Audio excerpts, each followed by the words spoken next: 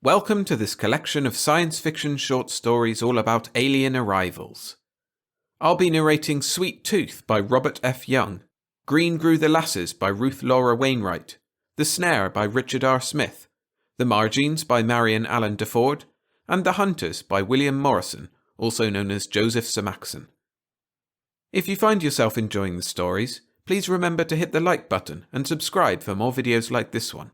But for now, sit back, relax, and enjoy. Sweet Tooth by Robert F. Young. Narrated by William Skye. The aliens were quite impressed by Earth's technical marvels. They found them just delicious. Sugardale 3 miles, the state highway sign said. Dexter Foote turned into the side road that the arrow indicated. He had no way of knowing it at the time, but by his action he condemned his new convertible to a fate worse than death. The side road meandered down a long slope into a wooded hollow, where a breeze born of cool bowers and shaded brooks made the July afternoon heat less oppressive. A quantity of the peak that had been with him ever since setting forth from the city departed. There were worse assignments, after all, than writing up a fallen star. Abruptly, he applied the brakes and brought the convertible to a screeching halt. His blue eyes started from his boyish face. Well, they might. The two Humpty Dumpty-ish creatures squatting in the middle of the road were as big as heavy tanks, and judging from their skin tone, were constructed of similar material. They had arms like jointed cranes and legs like articulated girders. Their scissors-like mouths were slightly open, exposing maws the hue of an open hearth at tapping time. Either they were all body and no head, or all head and no body. Whichever was the case, they had both eyes and ears. The former had something of the aspect of peak holes in a furnace door, while the latter brought to mind lopsided TV antennae. As Dexter watched, the foremost of the two metallic monsters advanced upon the convertible and began licking the chrome off the grille with a long tongue-like tongue. Meanwhile, its companion circled to the rear and took a big bite out of the trunk. There was an awesome crunch, and the convertible gave a convulsive shudder. At this point, Dexter got out and ran. More accurately, he jumped out and ran. 100 feet down the road, he stopped and turned. He was just in time to see monster number 1 bite off the right headlight. Crunch! Not to be outdone, monster number 2 bit off the right tail light. Crunch, crunch! An acrid odour affronted Dexter's nostrils, and he discerned a faint yellow haze hovering about the convertible. The rear wheels went in 2 bites. The 250 horsepower motor required 3. Crunch, crunch, crunch! The upholstery caught fire and began to burn. A gout of flame shot up as the gas tank exploded. Far from discouraging the two monsters, the resultant inferno merely served to whet their appetites. Crunch, crunch, crunch, crunch!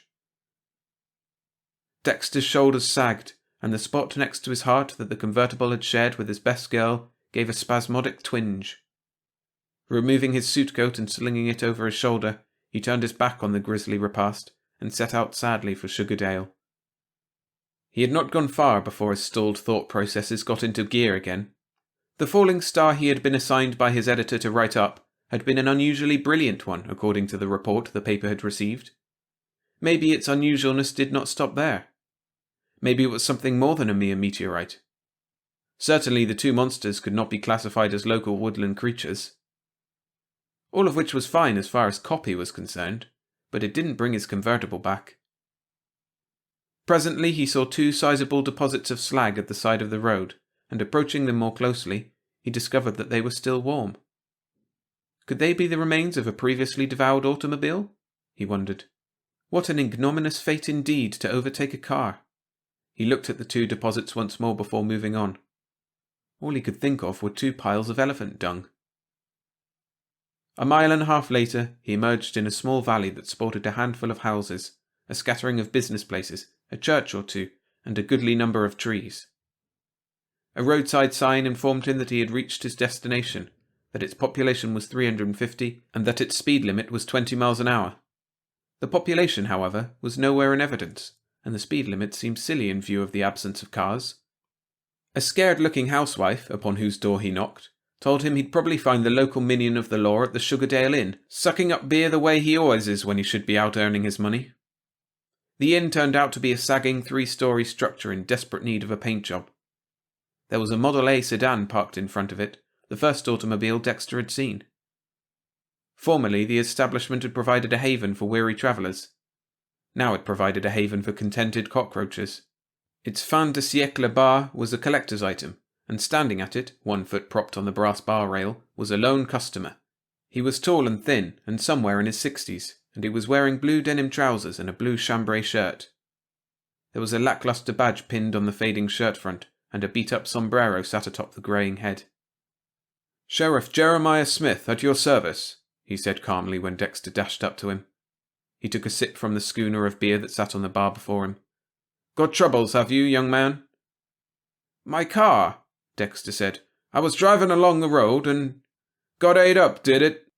Well, it's not the first one to get ate up around here." Jeremiah Smith faced the doorway that led to the lobby. "Mrs. Creasy, get this young man a beer," he called.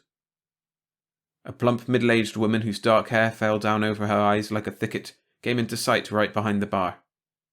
She flicked a cockroach off the drain board with an expert forefinger, drew Dexter a schooner, and set it before him. Jeremiah Smith paid for it. "Drink her down, young man," he said. "I know how I'd feel if my car got ate up." Manfully, Dexter dispatched half the contents of the schooner, after which he introduced himself and explained the nature of his mission to Sugardale. "I never figured on anything like this, though," he concluded. "You must have made it through just before the roadblock was set up," Jeremiah said. "You were lucky." Dexter started at him. "Lucky? I lost my car." "Pshaw! What's a car to a newspaper man when a big story's in the air? Take this newspaper fellow I saw on TV Saturday night. Big stories went out long ago," Dexter said. "Newspaper men work for a living the same as anybody else. Get back to my car. Aren't you going to do anything about it?" Jeremiah looked hurt. "I've already done everything I can do. The minute I saw those tanks, I knew it was a job for the army, and the state police agreed with me. So we notified them, after which we advised everybody to stay indoors and to keep their cars under lock and key. All we can do now is wait." Jeremiah sighed. "Crazy, if you ask me. Tanks eating automobiles." "I imagine," Dexter said thoughtfully, "that our diet would give them pause too. Where did the star of yours fall?" "In Ed Hallam's North Timber lot. Take you there if you like. There's not much to see, though, just a big hole in the ground." Dexter finished his beer. "Come on," he said. The Model A parked in front of the inn turned out to be Jeremiah's. They took off down the road at a brisk pace, wound through woods, dales, pastures and fields. Dexter hadn't the remotest idea where he was, when at last Jeremiah pulled up beside a grove larger and darker than the others. The old man squinted into the lengthening shadows. "Seems to me them auto-eating tanks ought to make better reading than a common ordinary falling star." Halfway out of the car, Dexter stared at him. "You mean to tell me you don't see the connection?" "What connection?" Dexter got the rest of the way out. "Between the automobile eaters and the spaceship, of course." Jeremiah stared at him. "What spaceship?" "Oh, never mind," Dexter said. "Show me the fallen star." It was in a clearing deep in the woods, or rather the crater-like hole it had made was. Peering down into the hole, Dexter saw the dark, pitted surface of what could very well have been an ordinary, if unusually large, meteorite. There was nothing that suggested an opening of any kind, but the opposite wall of the crater did look as though some heavy object had been dragged, or had dragged itself, up to the level of the clearing. The underbrush showed signs of having been badly trampled in the recent past. He pointed out the signs to Jeremiah.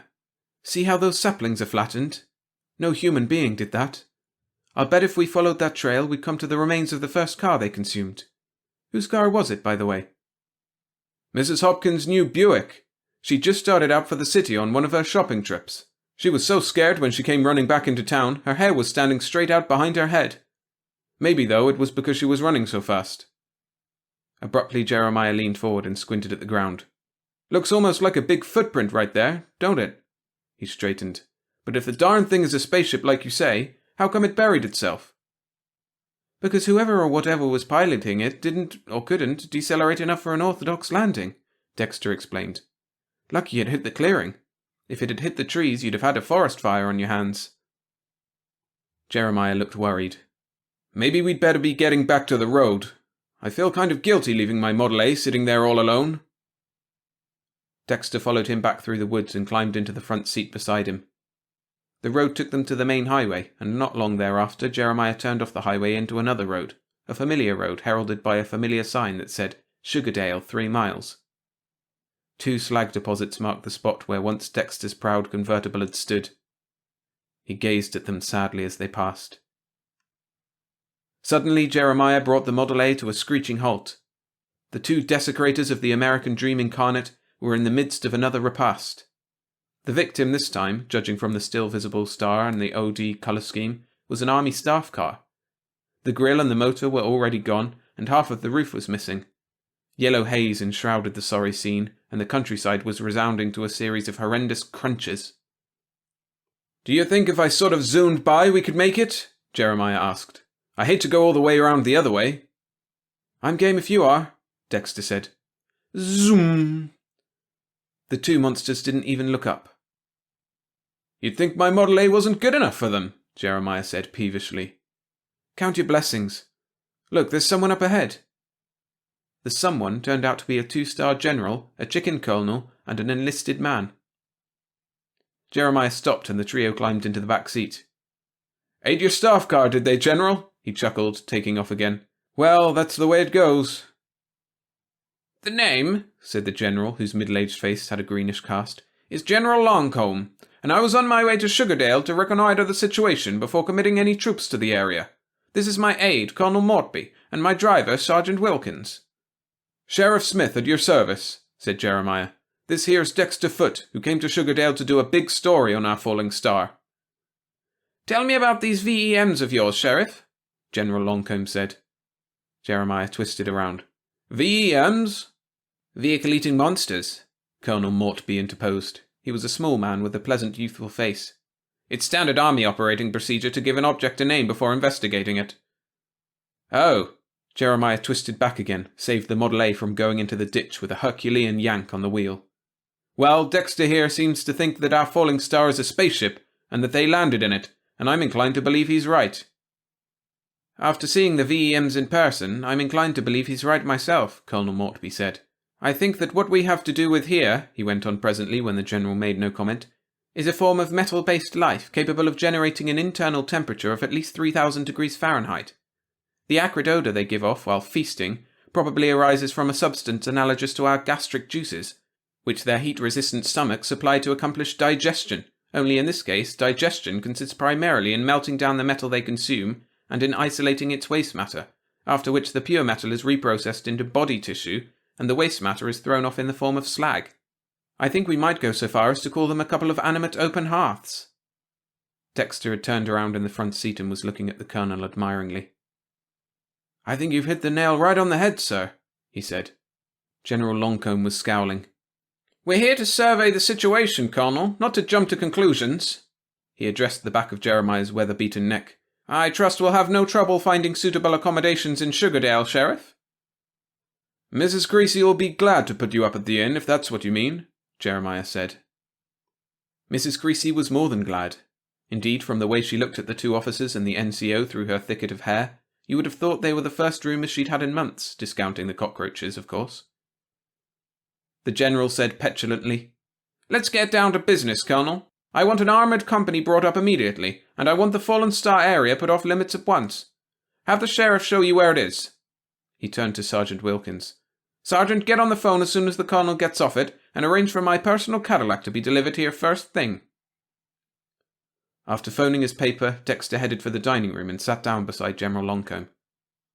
"Anything new on the VEMs, General?" he asked. General Longcomb sighed. There were shadows under his eyes, and his cheeks showed sign of sagging. "They're still in circulation.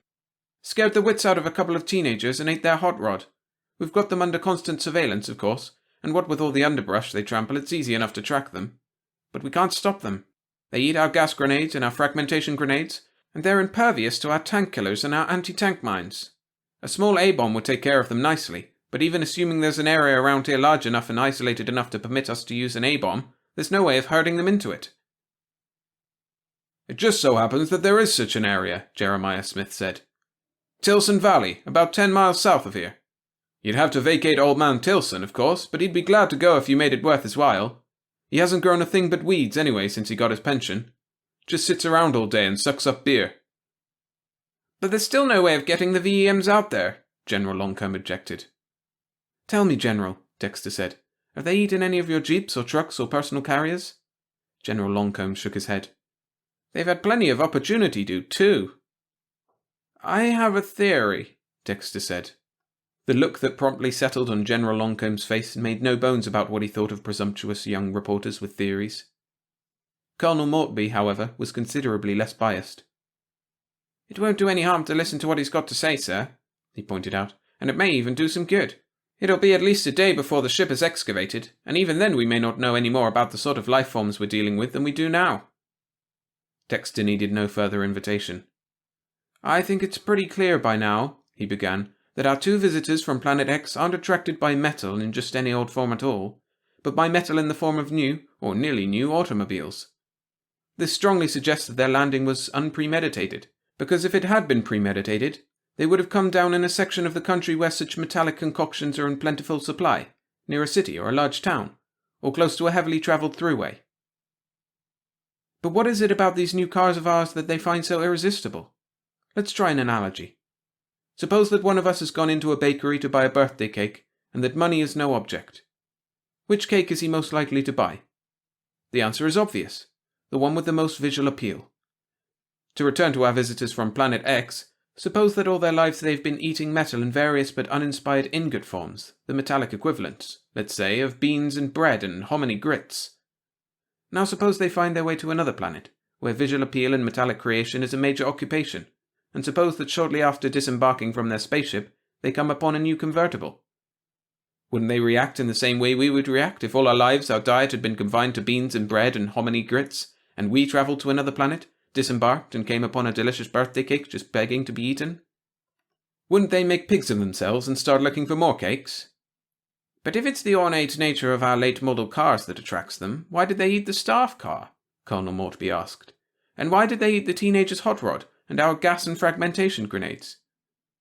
I suggest, Dexter said, that they ate the staff car because at the moment there weren't any other cars immediately available. As for the teenager's hot rod, I imagine it was loaded down with enough chrome accessories to sink a battleship. And as for the grenades, your men threw them at them first, did they not? Colonel Mortby nodded. I see what you mean, sort of like throwing candy to a baby. I'll buy your theory, Mr. Foote. And now, if I may, Dexter continued, I'd like to propose a means of getting rid of our unwanted visitors from Planet X. General Longcomb sighed. Very well, Mr. Foote, go on. You mentioned earlier, sir, that there was no way of herding the VEMs into an isolated area. However, I think there is a way. Suppose we were to remove all of the automobiles from the vicinity, with the exception of one, and suppose we were to park that one in the middle of Tilson Valley as bait, with a remote-controlled A-bomb underneath it. But how would they know that the bait was there? Through association, Dexter said. All of the automobiles they've consumed thus far were in operation shortly before they began to eat them, so by now they must have established an unconscious relationship between the sound of the motors and the taste of the metal. Therefore, if we keep the bait idling and set up a PA system to amplify the sound, eventually they'll hear it. Their mouths will salivate and they'll come running. General Longcomb offered no comment. He appeared to be deep in thought. My car is in West Virginia, Colonel Mortby said. My car was Eden, Dexter said. General Longcomb opened his mouth. My car, he began. Sergeant Wilkins entered the room and saluted smartly. The General's Cadillac has just arrived, sir, he said. Old man Tilson cooperated readily enough once he was assured that he would be indemnified not only for his ramshackle house, but for the young mountain of beer bottles that stood in his backyard, and the command post was moved forthwith to the lip of the valley. Jeremiah Smith was allowed to go along as an observer, and Dexter was accorded a similar favour. By evening, everything was in place. The Colonel's Cadillac, parked in the valley's centre, had something of the aspect of a chrome-bedizened lamb resting on an altar of crabgrass, buttercups, and mustard weeds. Surrounding it were half a dozen floodlights. Suspended over it was a microphone. Standing next to it was a pole supporting 3 PA speakers, and located several hundred feet away was a TV camera. Beyond this impressive display, Old Man Tilson's homestead could be discerned, and beyond the homestead rose his mountainous collection of beer bottles. Colonel Mortby came out of the command post tent and walked over to where Dexter and Jeremiah were standing, looking down into the valley. He handed each of them a pair of cobalt blue glasses. "If you watch the blast, make sure you wear these," he said, raising his voice above the amplified purring of the Cadillac's motor.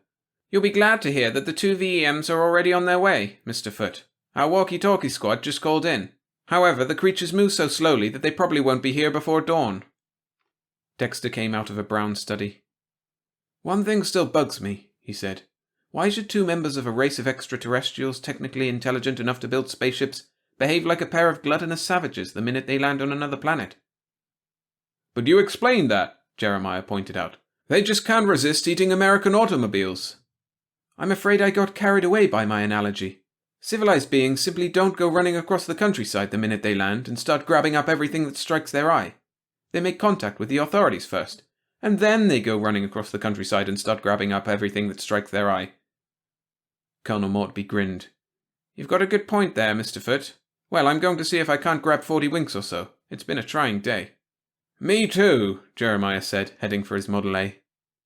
Left alone, Dexter wedged a flashlight in the fork of a little tree, sat down in its dim radiance, got out a pen and notebook, and began his article. "The Solid Cheese Cadillac," he wrote, by Dexter Foote. Dawn found him dozing over page 16. "There they are!" someone shouted, jerking him awake. "The filthy fiends!"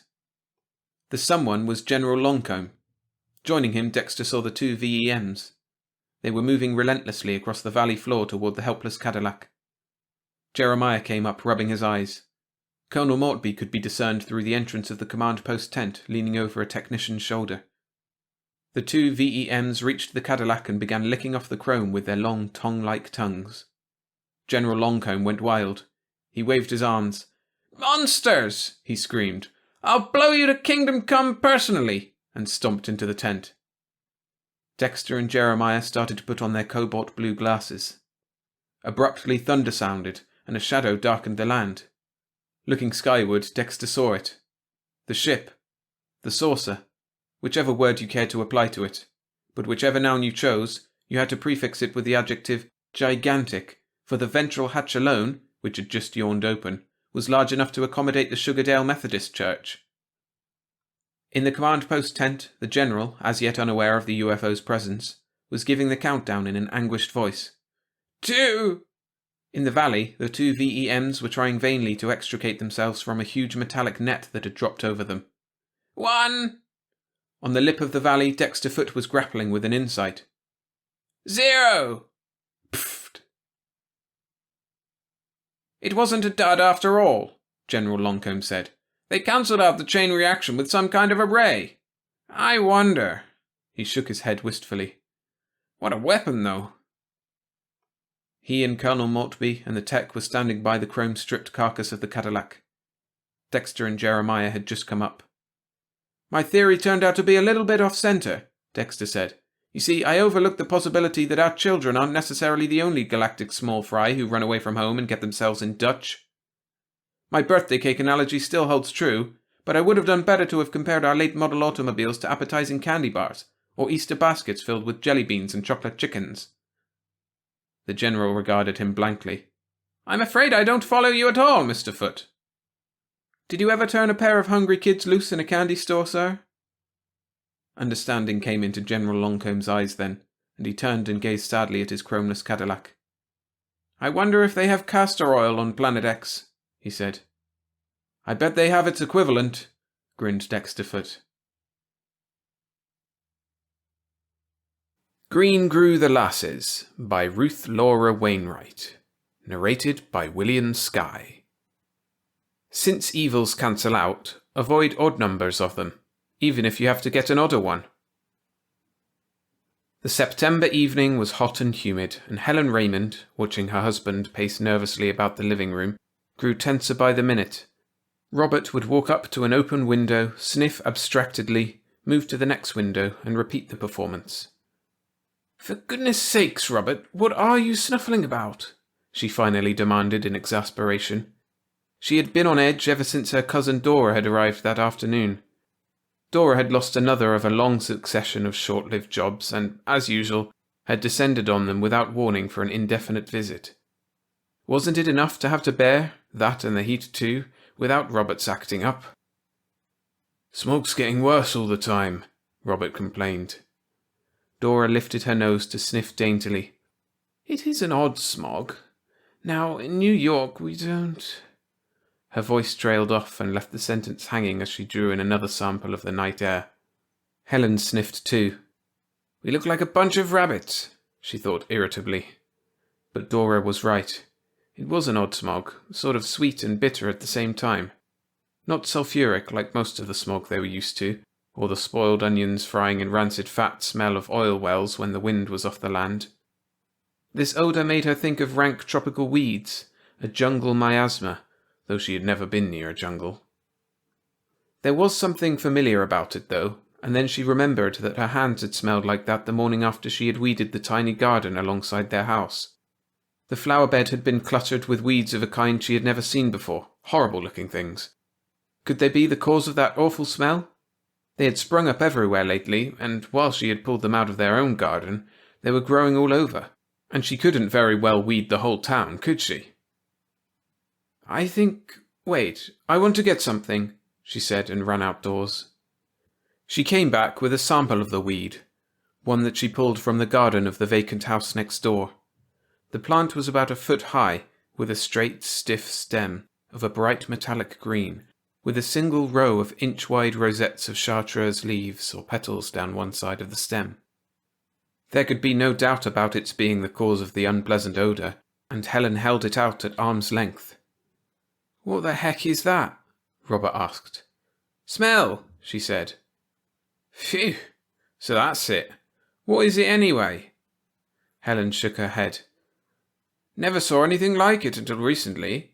I pulled it out of our garden, but they're all over. Helen carried the offending plant to the back door. When she came back, Robert peered at her intently, shut his eyes and shook his head quickly, and then stared at her again. Think you'll know me the next time you see me? She asked, annoyed. First good look I've had at you this evening. What kind of face powder is that you're using? Don't tell me that peculiar shade is the latest fashion. Puzzled, Helen put her hand to her face as if she should be able to feel the colour. Bum's green, chortled 8-year-old Bobby. You ought to see yourself. Green? Helen asked worriedly. Green, Robert said. You feel all right. Anemia, Dora declared positively. You don't eat properly. Not enough vitamins. Now, while I'm here... A quick look in the mirror and Helen told herself that she wasn't really a green, just sort of greenish if you looked at her in the right light. By morning, the odd colour ought to be all gone. There was no sense in worrying. Anybody could look sort of off-colour now and then. Maybe Dora was right. She was anemic. But she was stunned by the first sight of herself in the mirror the next morning. There was no mistaking it this time. She was as green as grass, and Dora, too, was beginning to show signs of becoming that unbecoming colour. Reluctantly, Dora conceded that it might not be the diet after all. She hadn't been there long enough for it to have that much effect.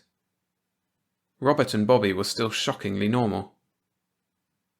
Whatever can it be? Helen asked shakily, holding out her green hands. The only answer was hysterical screaming that sent them all racing to the front door. The Raymonds lived in a typical California court, with 4 small houses facing 4 other small houses across a central walk that ran at right angles to the street.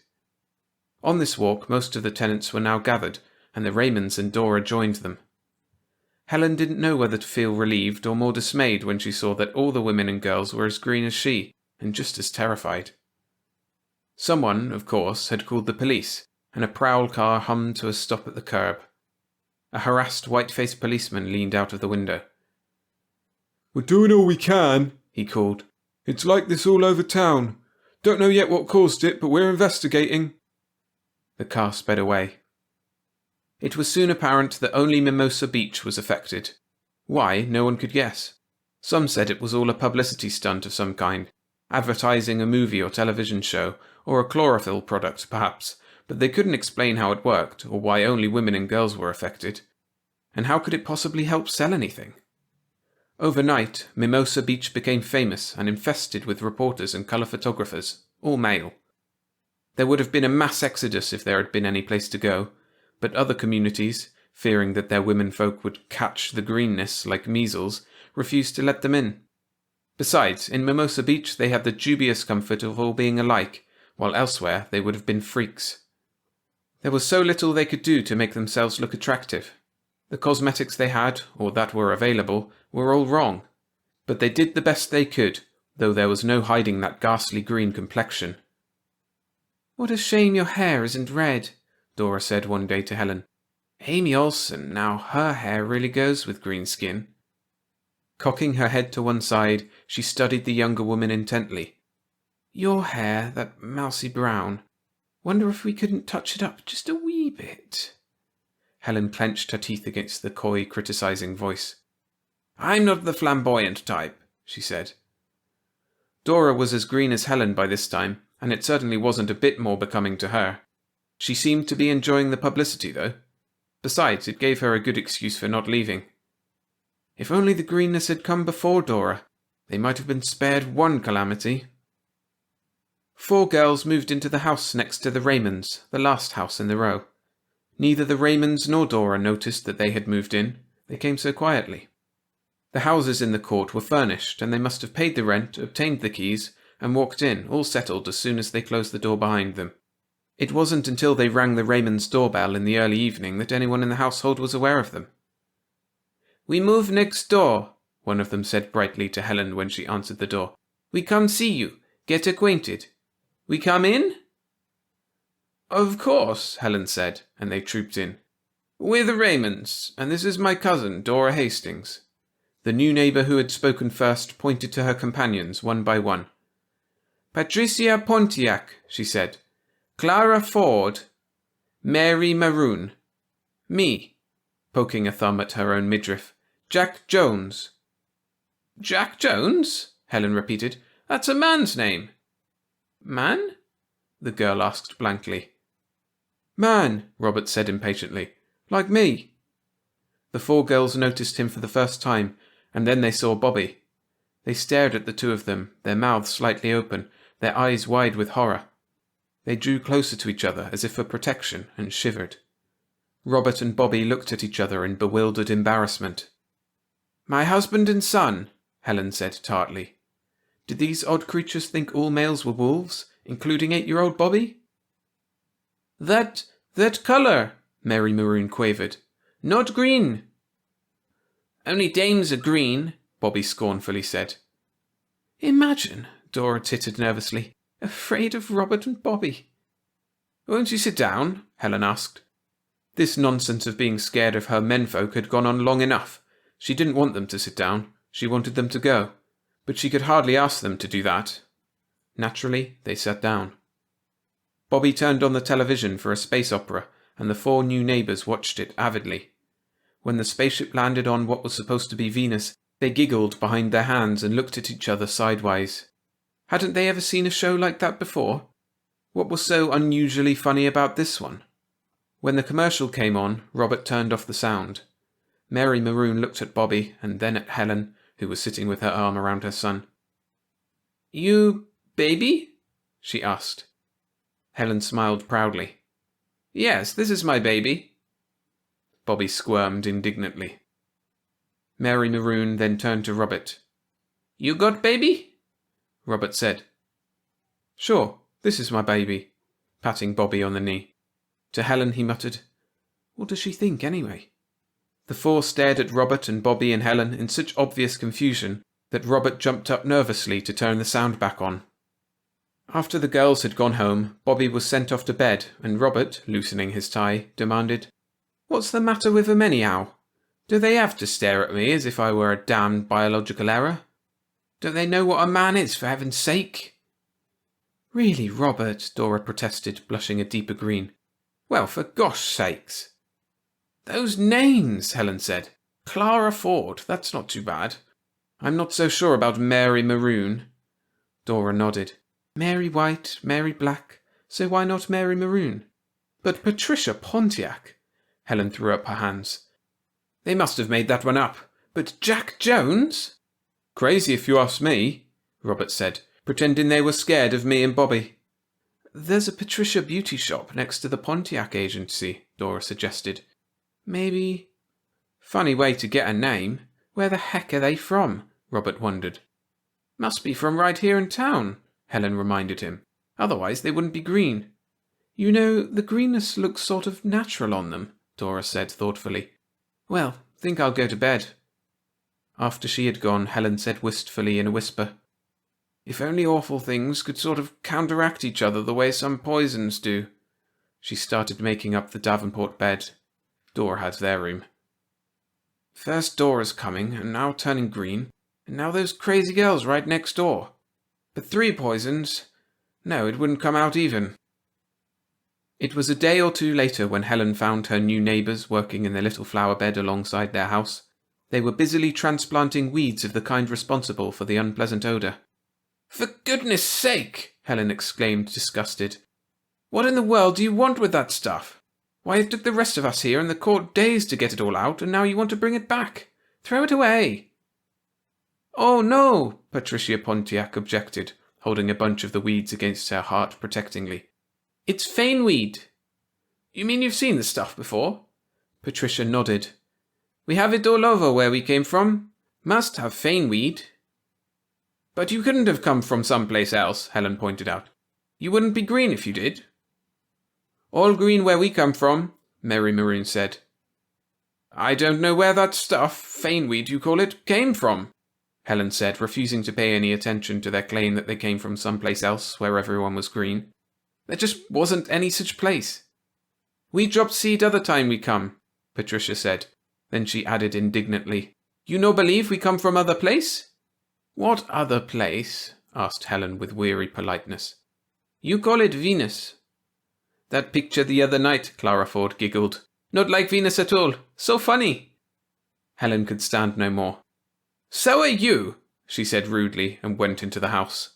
They were even crazier than she'd thought. Greener, too, when you saw them in broad daylight. Did the greenness affect the mind, and the greener you got, the zanier you became? Would she get to be like that? The idea frightened her. No turn green?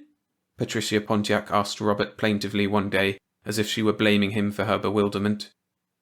No, he answered shortly, but I don't blame you for envying us men. It must be tough to be that lousy-looking colour. Green is good colour, Mary Maroon declared stoutly. You no have baby yourself? Of course not. Patricia turned to Helen. Then what's she for?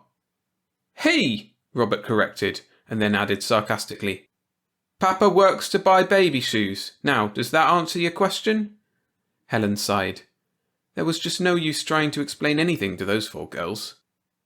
Fall and winter passed. The dull monotony of being green was accented now and then by articles and pictures in newspapers and magazines, and by rumours, always proved false, that a remedy had been found, though chemists, biologists and doctors continued hunting for the cause of the catastrophe. Autopsies provided no clue. Women protested that the doctors were looking at them with a wishful, drop-dead expression, as if the next autopsy might be the one that would supply the answer. The greenness was still confined to Mimosa Beach. Other communities kept up their quarantine. The 4 girls next door to the Raymonds were as zany as ever, and Dora Hastings stayed on of necessity.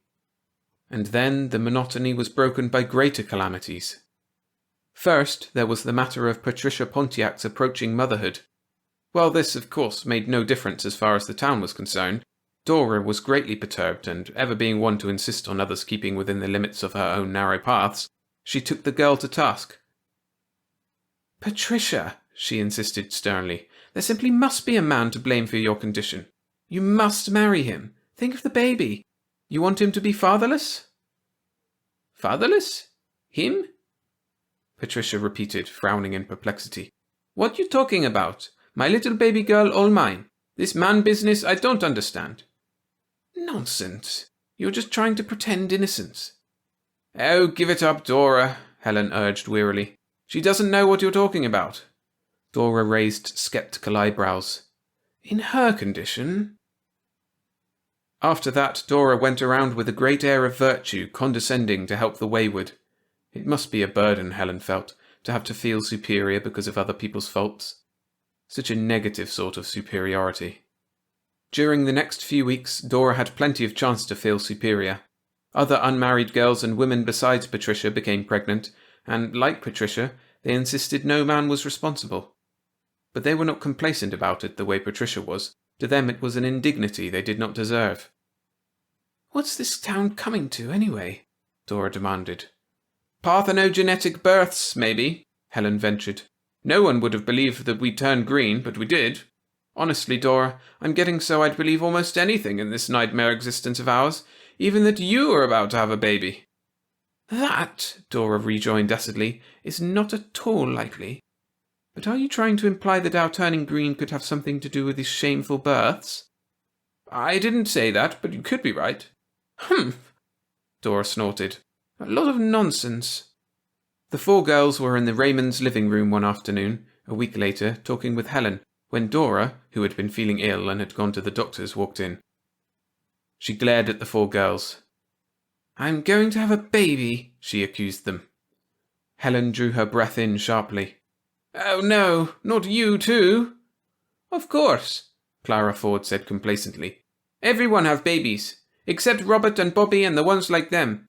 Jack and Mary and I have ours before we leave Venus. Have only one each, of course." "But why am I like this? How can I have a baby this way?" Dora's voice was shrill with anger and panic. "How else?" Jack asked calmly. A little chill of horror raced down Helen's spine. Could these odd girls really be telling the truth? Were they from Venus, as they insisted? She could just imagine them coming to Earth, on a flying saucer maybe, listening to the radio to learn the language, spying on us, but not learning as much as they thought they did. She choked off a giggle in incipient hysteria as another thought struck her. "Will I have one of those... "You already have baby," Patricia said. "Can't see how you have baby before we come with Faneweed to make you green." Helen and Dora stared at her. "You mean," Helen finally was able to ask, that weed caused all this? That little weed?" "But that is what we tell you all along, only you always walk away angry." All those scientists working so hard, Helen realized bitterly, and all the time what they were looking for was literally under their feet. How could anyone have thought that the faneweed was responsible for anything but the bad smell they had finally become accustomed to? "Why didn't I listen to these girls, pay more attention to what they said?" Helen asked herself. She might have been able to prevent a lot of things that had happened. She got up from her chair and walked nervously about. Well, she couldn't change the past, but she could stop further evil from the faneweed. "I'll bet they don't have men on Venus," she said to Dora, "judging from the way they act." "Then they'd have to have parthenogenetic births." She turned to Patricia. "Why did you come to Earth? And why just to Mimosa Beach?" "We try little place, what you call sample, before we change whole world," Patricia explained, and then she added sadly, "So many of our babies die. Not enough people left on Venus. We think maybe you like to come to Venus with us, so we make you as us." "That was very, very wicked of you," Dora said severely. The four Venusians shrugged resignedly. "Might as well go home," Mary Maroon said. "They don't like it our way." "And leave me like this?" Dora demanded shrilly. "Get rid of faneweed, be as before," Patricia assured her. "With a baby I'll have trouble accounting for," Dora said bitterly. "Oh, no, you don't. You stay right here. And Helen, don't you tell anybody that it's the faneweed. Then people from other places won't know about my baby, and it won't matter here as long as things are the way they are." "You come with us," Clara suggested wheedlingly. "You'll like Venus. Venus so pretty. No work, all happiness." "No work? No wonder the babies die," Dora exclaimed. Helen could see the yeast of reform beginning to work in Dora. The four Venusians looked puzzled. "They do that all the time," Helen thought irritably. Aloud she said, "Dora, of course I have to tell about the faneweed. There are others involved, you know." "I don't suppose," Dora interrupted, "that you girls know anything about diet. Those babies could probably be saved with a little intelligence and some hard work." When the four Venusians left shortly thereafter for their home, they took along Dora Hastings, who had great plans for their planet. With the faneweed on Earth destroyed, the women and girls of Mimosa Beach returned to their original colour. Even the parthenogenetic baby girls born as a result of the unfortunate experiment of the Venusians were white. Well, the bad things went in pairs after all, Helen said to Robert when everything was normal again. The faneweed was the fourth evil, though we didn't know it, and when we got rid of the faneweed, the greenness left. The Venusians went away, and I do hope Dora's all right. She finally got what should be a lifetime job, Robert answered. He crossed his fingers and, looking out of a western window at Venus, bright against the darkening sky, added, At least, Venus is further away than New York. That ought to help. If you're enjoying the stories, hit the like button and support the channel. Thanks. The Snare by Richard R. Smith. Narrated by William Skye. It's easy to find a solution when there is one. The trick is to do it if there is none. I glanced at the path we had made across the Mare Serenitatis, the Latin translated as the Sea of Serenity. It was well named because as far as the eye could see in every direction, there was a smooth layer of pumice that resembled the surface of a calm sea. Scattered across the quiet sea of virgin moon dust were occasional islands of rock that jutted abruptly toward the infinity of stars above.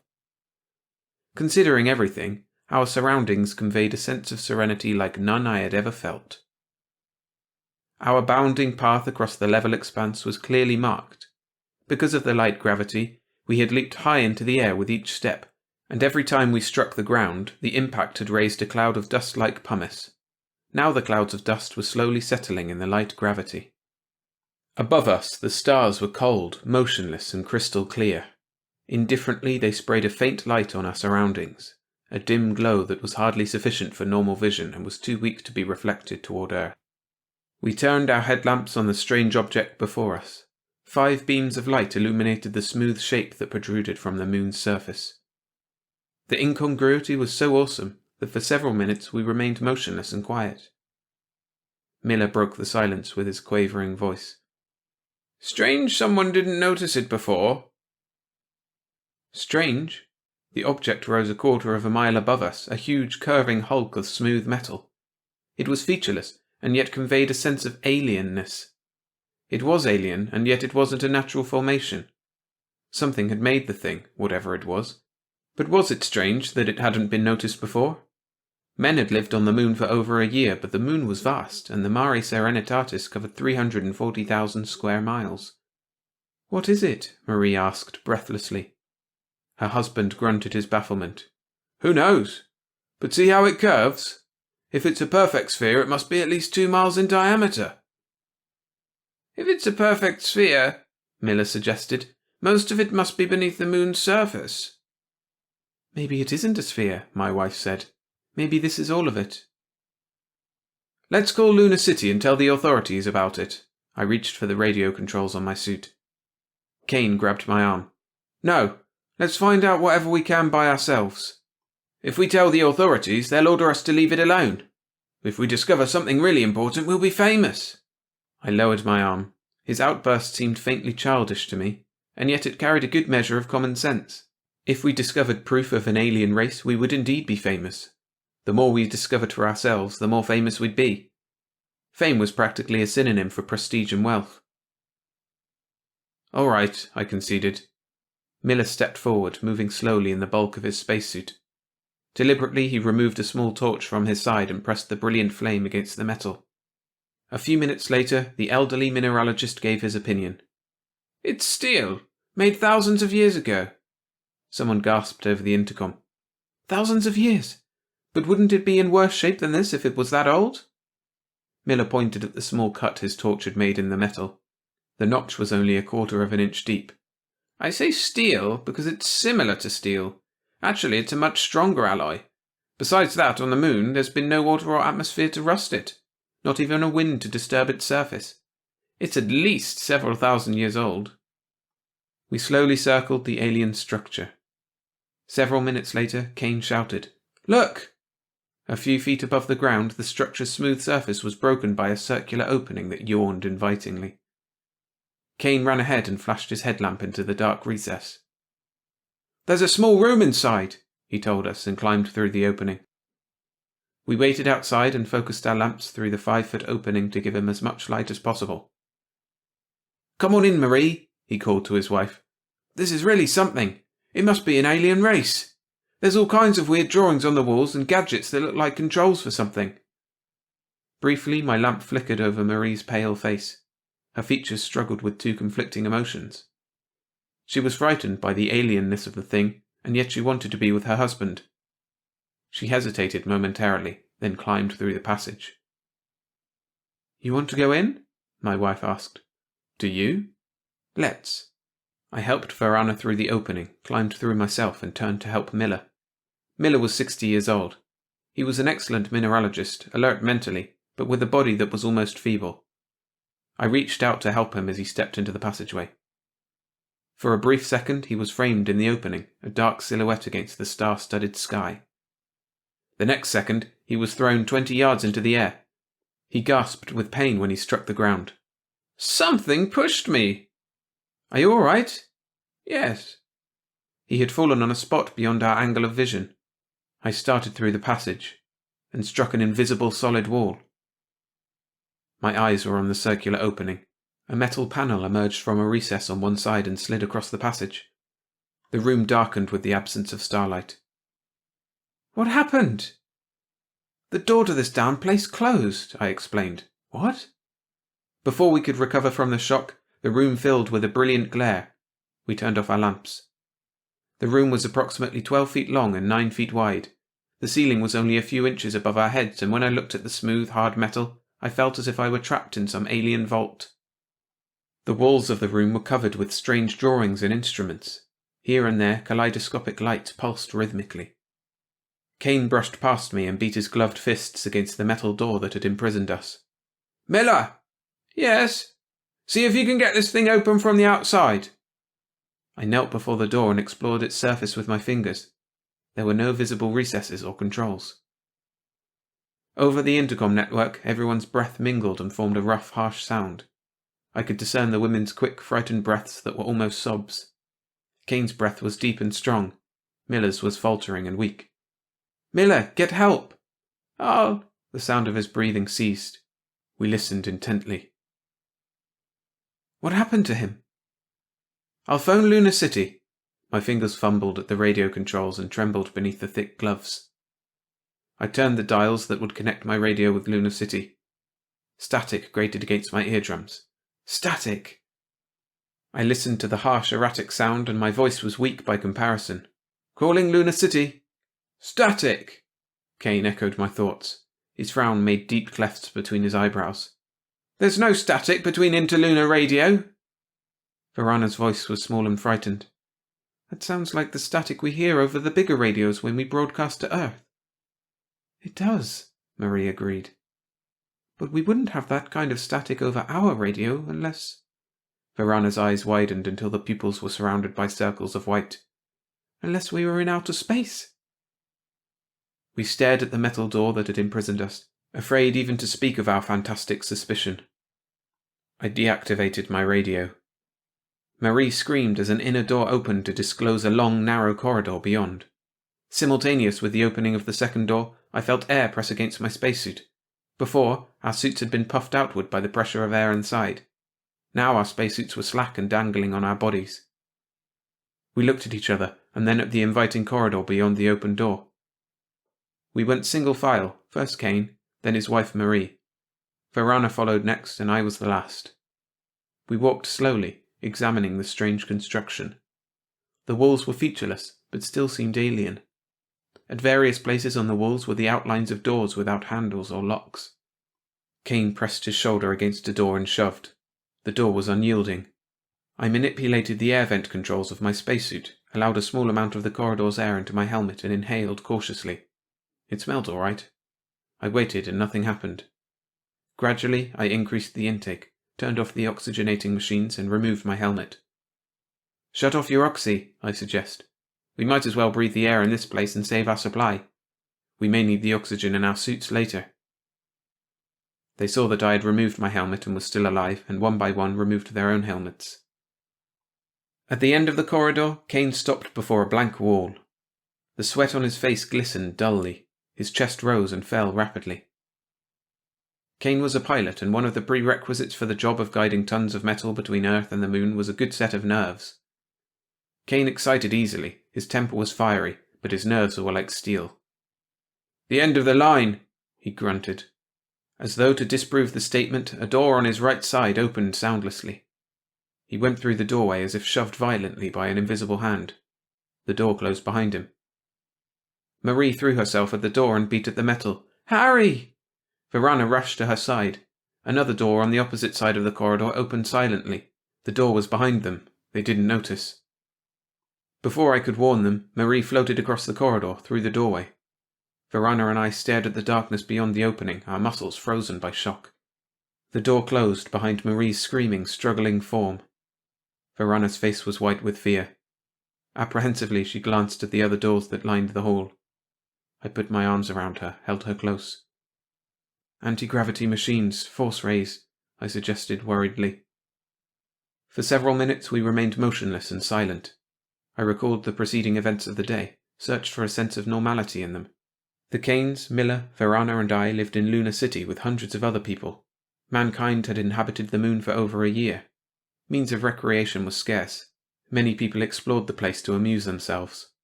After supper, we had decided to take a walk. As simple as that.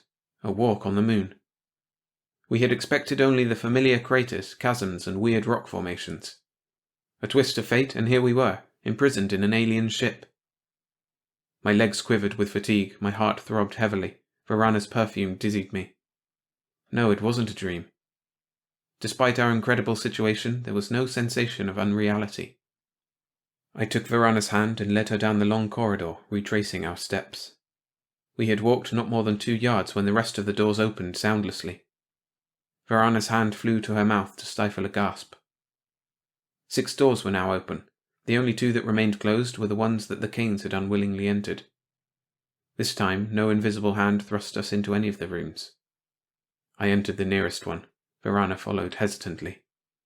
The walls of the large room were lined with shelves containing thousands of variously coloured boxes and bottles.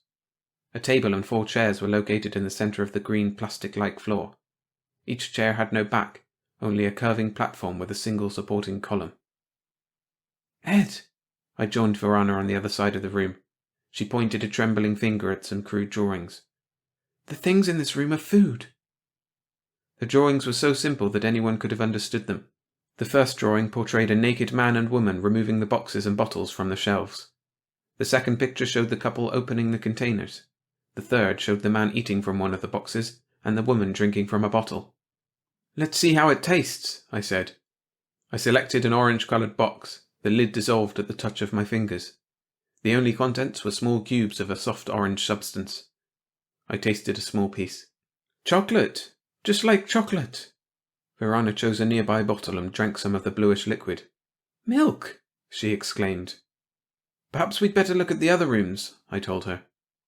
The next room we examined was obviously for recreation. Containers were filled with dozens of strange games and books of instructions in the form of simple drawings.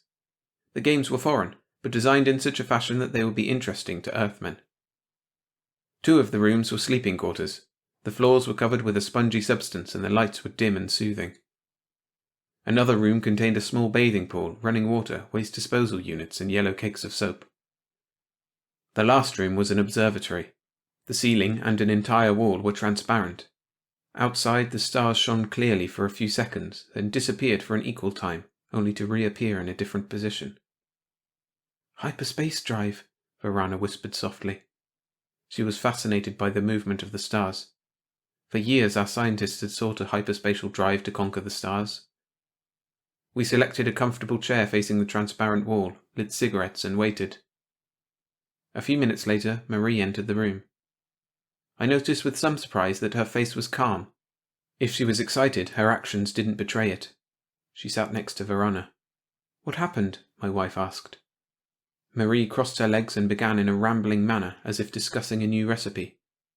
"That was really a surprise, wasn't it? I was scared silly at first.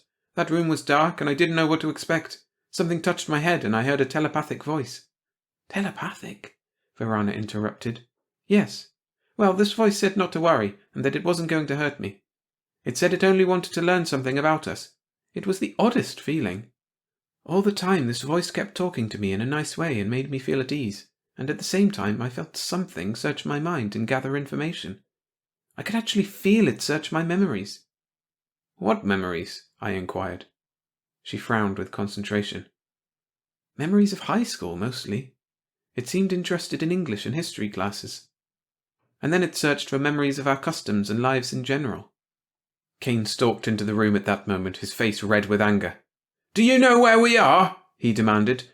"When those damned aliens got me in that room, they explained what this is all about. We're guinea pigs." "Did they use telepathy to explain?" Verana asked. I suddenly remembered that she was a member of a club that investigated extrasensory perception with the hope of learning how it operated. She was probably sorry she hadn't been contacted telepathically. "Yeah," Kane replied. "I saw all sorts of mental pictures, and they explained what they did to us. Those damned aliens want us for their zoo." "Start at the beginning," I suggested. He flashed an angry glance at me, but seemed to calm somewhat. "This ship was made by a race from another galaxy. Thousands of years ago they came to Earth in their spaceships when men were primitives living in caves. They wanted to know what our civilization would be like when we developed spaceflight. So they put this ship on the moon as a sort of booby trap. They put it there with the idea that when we made spaceships and went to the moon, sooner or later, we'd find the ship and enter it. Like rabbits in a snare." "And now the booby trap is on its way home," I guessed. "Yeah, this ship is taking us to their planet, and they're going to keep us there while they study us." "How long will the trip take?" I asked. 6 months. We'll be bottled up in this crate for 6 whole damn months. And when we get there, we'll be prisoners." Marie's hypnotic spell was fading, and once more her face showed the terror inside her. "Don't feel so bad," I told Kane. "It could be worse. It should be interesting to see an alien race. We'll have our wives with us." "Maybe they'll dissect us," Marie gasped. Verana scoffed. "A race intelligent enough to build a ship like this? A race that was travelling between the stars when we were living in caves? Dissection is primitive. They won't have to dissect us in order to study us. They'll have more advanced methods." "Maybe we can reach the ship's controls somehow," Kane said excitedly. "We've got to try to change the ship's course and get back to the moon." "It's impossible. Don't waste your time." The voice had no visible source and seemed to fill the room. Verana snapped her fingers. "So that's why the aliens read Marie's mind. They wanted to learn our language so they could talk to us." Kane whirled in a complete circle, glaring at each of the 4 walls. "Where are you? Who are you?" "I'm located in a part of the ship you can't reach. I'm a machine." "Is anyone else aboard besides ourselves?" "No. I control the ship." Although the voice spoke without stilted phrases, the tone was cold and mechanical. "What are your masters going to do with us?" Marie asked anxiously. "You won't be harmed. My masters merely wish to question and examine you. Thousands of years ago they wondered what your race would be like when it developed to the spaceflight stage. They left the ship on your moon only because they were curious. My masters have no animosity toward your race, only compassion and curiosity." I remembered the way anti-gravity rays had shoved Miller from the ship and asked the machine, "Why didn't you let our 5th member board the ship?" "The trip to my maker's planet will take 6 months. There are food, oxygen, and living facilities for 4 only of your race. I had to prevent the 5th from entering the ship." "Come on," Kane ordered. "We'll search this ship room by room, and we'll find some way to make it take us back to Earth." "It's useless," the ship warned us. For 5 hours we minutely examined every room. We had no tools to force our way through solid metal walls to the engine or control rooms.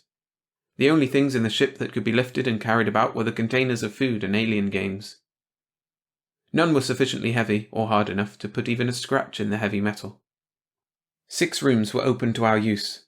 The 2 rooms in which the Kanes had been imprisoned were locked, and there were no controls or locks to work on. The rooms that we could enter were without doors except the ones that opened into the corridor.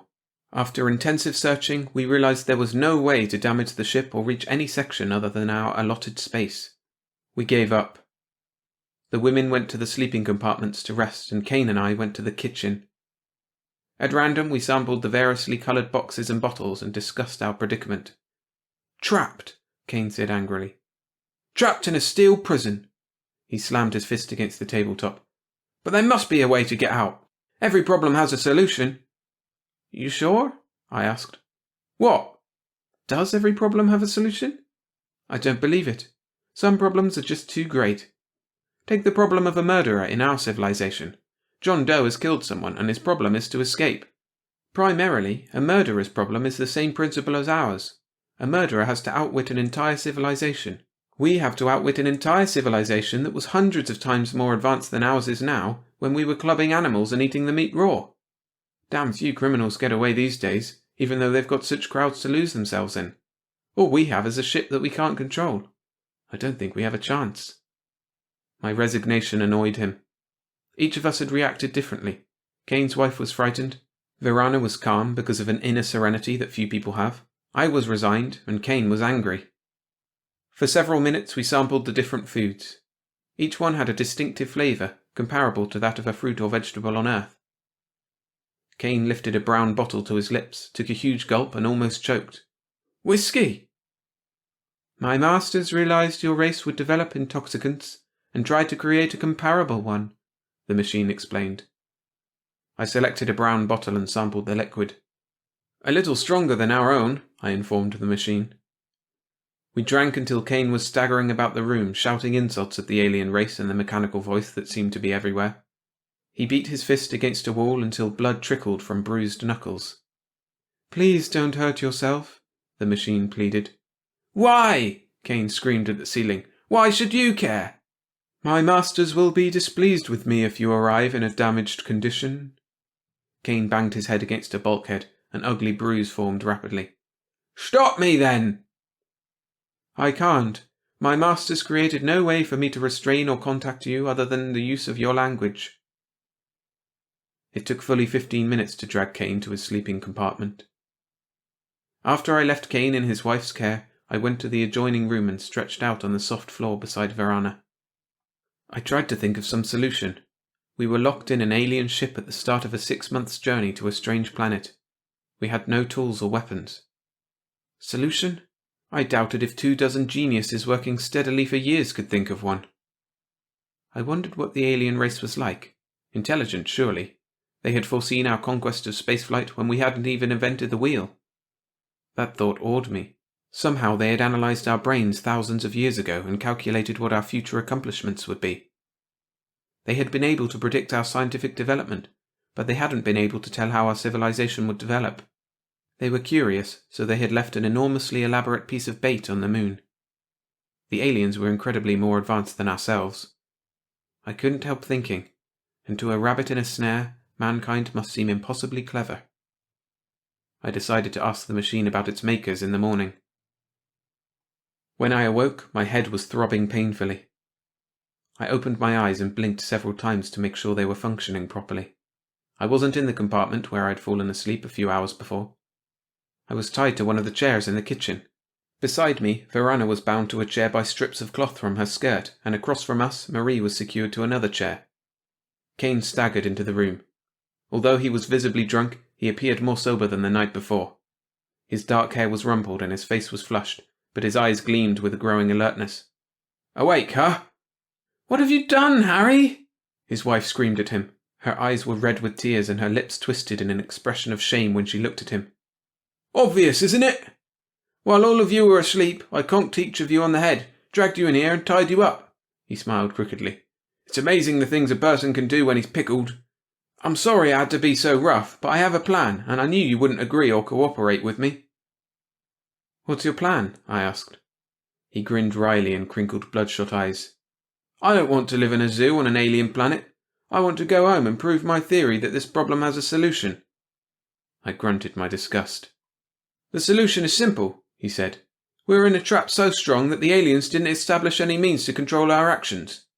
When men put a lion in a strong cage, they don't worry about controlling the lion because the lion can't get out.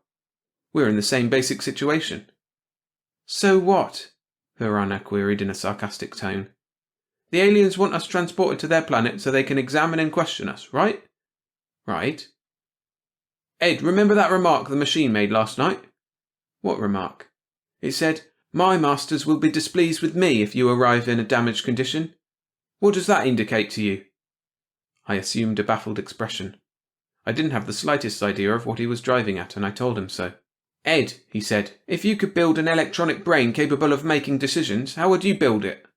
Hell, I don't know, I confessed. Well, if I could build an electronic brain like the one running the ship, I'd build it with a conscience, so it'd do its best at all times. Machines always do their best, I argued. Come on, untie us. I'm getting a crick in my back. I didn't like the idea of being slugged while asleep. If Kane had been sober, and if his wife hadn't been present, I would have let him know exactly what I thought of him. Our machines always do their best, he argued, because we punch buttons and they respond in predetermined patterns. But the electronic brain in this ship isn't automatic. It makes decisions, and I'll bet it even has to decide how much energy and time to put into each process. So what? He shrugged muscular shoulders. So this ship is operated by a thinking, conscientious machine. It's the first time I've encountered such a machine, but I think I know what will happen. I spent hours last night figuring. What are you talking about? I interrupted. Are you so drunk that you don't know? I'll show you, Ed. He walked around the table and stood behind my chair. I felt his thick fingers around my throat and smelled the alcohol on his breath. Can you see me, machine? He asked the empty air. Yes, the electronic brain replied. Watch! Kane tightened his fingers around my throat. Verana and Marie screamed shrilly. My head seemed to swell like a balloon, my throat gurgled painfully. Please stop, the machine pleaded. What will your masters think of you if I kill all of us? You'll return to them with a cargo of dead people. The machine didn't answer. I waited for the electronic brain to interfere, and with a cold knot in my stomach, realized the machine had said it had no way to control our actions. Your purpose won't be fulfilled, will it? Kane demanded. Not if you return with dead specimens. No, the machine admitted. If you don't take us back to the moon, Kane threatened, I'll kill all of us. The alien electronic brain was silent. By this time I couldn't see, and Kane's voice was a hollow, far-away thing that rang in my ears. I tugged at my bindings, but they only tightened as I struggled. If you take us back to the moon, your masters will never know you failed in your mission. They won't know you failed because you won't bring them proof of your failure. My fading consciousness tried to envision the alien mechanical brain as it struggled with the problem. Look at it this way, Kane persisted. If you carry our corpses to your masters, all your efforts will have been useless. If you return us to the moon alive, you'll still have a chance to carry out your mission later. A long silence followed. Verana and Marie screamed at Kane to let go. A soft darkness seemed to fill the room, blurring everything, drowning even their shrieks in strangling blackness. You win, the machine conceded. I'll return the ship to the moon. Kane released his grip on my throat. See? He asked. Didn't I tell you every problem has a solution? I didn't answer. I was too busy enjoying breathing again. The Margenes by Miriam Allen DeFord. Narrated by William Skye. The tiny, live, straw-coloured circles were mysterious, but definitely harmless. Yet they were directly responsible for riots, revolution, and an atomic war. There is a small striped smelt called the grunion, which has odd egg-laying habits.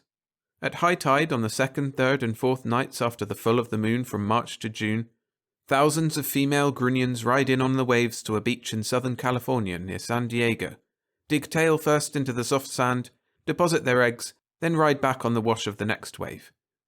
The whole operation lasts about 6 seconds. On the nights when the grunion are running, hordes of people used to come to the beach with baskets and other containers, and with torches to light the scene and try to catch the elusive little fish in their hands. They were doing that on an April night in 1960. In the midst of the excitement of the chase, only a few of them noticed that something else was riding the waves in with the grunions. Among the few who stopped grunion catching long enough to investigate were a girl named Marge Hicken and a boy named Gene Towanda. They were UCLA students, going together, who had come down on Saturday from Los Angeles for the fun. What on earth do you think these can be, Gene? Marge asked, holding out on her palms 3 or 4 of the little circular wriggling objects, looking like small-sized donuts, pale straw in colour. Never saw anything like them, Gene admitted. But then my major's psychology, not zoology. They don't seem to bite anyway. Here, let's collect some of them instead of the fish. That dingus of yours will hold water. We can take them to the marine biology lab tomorrow and find out what they are. Marge Hicken and Gene Towanda had started a worldwide economic revolution. None of the scientists at the university laboratory knew what the little live straw-coloured circles were either. In fact, after a preliminary study, they wouldn't say positively whether the creatures were animal or vegetable. They displayed voluntary movement, but they seemed to have no respiratory or digestive organs. They were completely anomalous. The Grunion ran again that night, and Jean and Marge stayed down to help the laboratory assistants gather several hundred of the strange new objects for further study. They were so numerous that they were swamping the fish, and the crowds at the beach began to grumble that their sport was being spoiled. Next night the Grunions stopped running, but the little donuts didn't. They never stopped.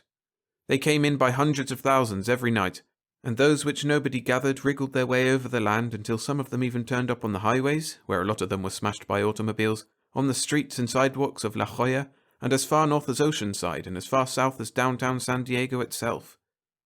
The things were becoming a pest. There were indignant letters to the papers, and editorials were written calling on the authorities to do something. Just what to do, nobody knew. The only way to kill the circular little objects from the sea seemed to be to crush them, and they were too abundant for that to be very effective. Meanwhile, the laboratory kept studying them. Marge and Jean were interested enough to come down again the next weekend to find out what, if anything, had been discovered. Not much had, but one of the biochemists at the laboratory casually mentioned that chemically the straw-coloured circles seemed to be almost pure protein, with some carbohydrates and fats, and that apparently they contained all the essential vitamins. College student that he was, Jean Tawanda immediately swallowed one of the wriggling things down whole, as a joke. It tickled a little, but that wasn't what caused the delighted amazement on his face. "Gosh!" he exclaimed. "It's delicious!" He swallowed another handful. That was the beginning of the great Margene industry. It was an astute reporter, getting a feature story on the sensational new food find, who gave the creatures their name in honor of the boy and girl who had first brought the things to the attention of the scientists. He dubbed them Margenes, and Margenes they remained. Dr. O.Y. Willard, director of the laboratory, his story said in part, thinks the Margenes may be the answer to the increasing and alarming problem of malnutrition, especially in undeveloped countries. For decades now, he said, scientists have been worried by the growing gap between world population and world food facilities. Overfarming, climatic changes caused by erosion and deforestation, the encroachment of building areas on agricultural land, and above all the unrestricted growth of population, greatest in the very places where food is becoming scarcest and most expensive, have produced a situation where, if no remedy is found, starvation or semi-starvation may be the fate of half the Earth's people. The ultimate result would be the slow degeneration and death of the entire human race. Many remedies have been suggested, Dr. Willard commented further. They range from compulsory birth control to the production of synthetic food, hydroponics, and the harvesting of plankton from the oceans. Each of these presents most insuperable difficulties. The one ideal solution would be the discovery of some universal food that would be nourishing, very cheap, plentiful, tasty, and that would not violate the taboos of any people anywhere in the world. In the Margenes we may have discovered that food. We don't know where the Margenes came from, the director went on to say, and we don't even know yet what they are, biologically speaking. What we do know is that they provide more energy per gram than any other edible product known to man, that everyone who has eaten them is enthusiastic about their taste, that they can be processed and distributed easily and cheaply, and that they are acceptable even to those who have religious or other objections to certain other foods such as beef among the Hindus or pork among the Jews and Mohammedans. Even vegetarians can eat them, Dr. Willard remarked, since they are decidedly not animal in nature. Neither, I may add, are they vegetable. They are a hitherto utterly unknown synthesis of chemical elements in living form. Their origin remains undiscovered.